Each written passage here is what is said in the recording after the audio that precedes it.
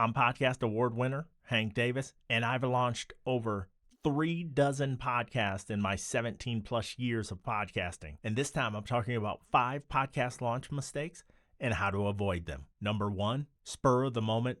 Let's start a show. Sometimes during the planning process, you'll figure out that maybe you initially chose the wrong topic or subject matter, or you don't want to start a podcast at all. This is why a lot of the podcasts that are created never make it past 7 episodes. So you definitely want to have careful planning of what your podcast will be about, how you're going to gather information, when you're going to record, who's going to be involved, all that type of stuff. You want to have that planned out well in advance. Personally, I don't think it's unrealistic to have your podcast plan in place, preferably a year ahead of time. 6 months is doable. 90 days is a definite, in my own opinion. Number 2, keeping your podcast a secret. Guess what? Your podcast is already a secret. So trying to keep the tarps up until your podcast is ready to launch is a terrible idea, because the whole objective is to get as many people as you possibly can on board when it launches. You don't just open a restaurant and have a full capacity with no advertising. I see this mistake far too often.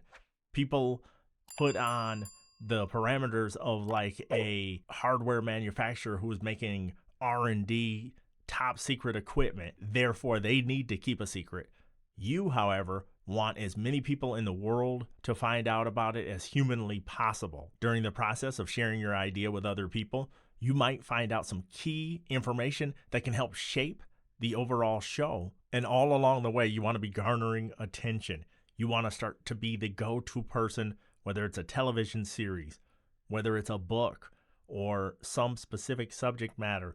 You want to start being the go-to individual for that. And the only way you do that is by starting early and building up your credibility. Podcast apps are littered with some of the best kept secrets in podcasting. Number 3, hoping against hope that you can clout chase and get a celebrity on your podcast, and then magically it's just going to go through the roof. This just doesn't work.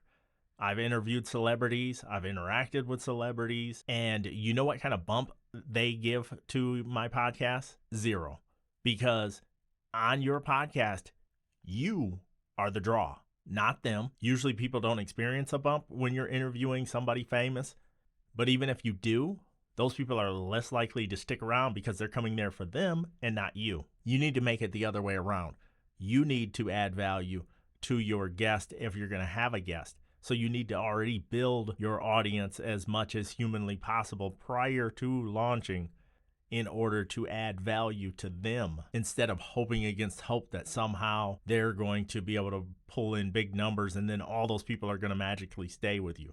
It's just not a realistic idea. In over 17 years of podcasting, I've seen it hundreds and hundreds of times where people try to find somebody to give them that spike, and then they're devastated once they figure out that it doesn't work that way. Take, for instance, Dwayne Johnson. He's launched some dud movies, and he has one of the biggest followings on the internet, which brings me to number 4. Social media does not directly correlate to downloads in podcasting.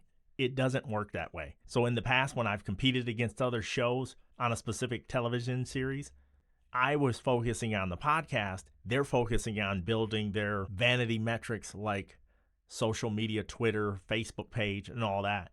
And it just does not correlate to downloads. That stuff looks cool, but it just does not work the way you think it would. So oftentimes I seed ground. I seed X and Facebook and Instagram and all that. I let you go out there, do all that hard work building that up. All the while I'm creating content and engaging with an audience that is after a podcast. So while I'm building my podcast, others are building their likes and retweets and shares and all that stuff. You can have that.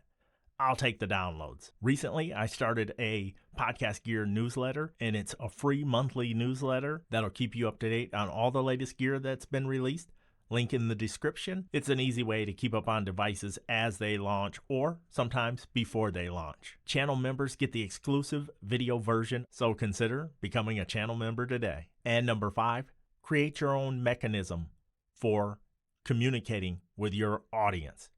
The bad thing about YouTube and Facebook and Twitter is they don't often surface your content to people who said, yes, I want your content. Now, podcast apps do. When you subscribe to a podcast, you're able to get every single episode. Other services don't work that way. They want to get into your pockets if possible. So you need to create another mechanism in order to reach out to your audience. You can do this through a newsletter. An email delivery rate is much better than Facebook showing your post to the people who said, yes, we want to see these posts. You could start a Discord channel. You could create your own message board or start one on another service that allows you to interact with everybody and doesn't hide your posts like some of these major social networks do. But you do need to create a point of contact with everybody who has raised their hand, subscribed to your podcast, and then you have another way to keep in touch with them just in case something goes wrong with the RSS feed, or if you just want to relay some information that you don't want to create a whole podcast episode about. So cultivate your own audience and have mechanisms in place to reach them. More reviews, training, and breaking news coming soon. Please subscribe. Thank you.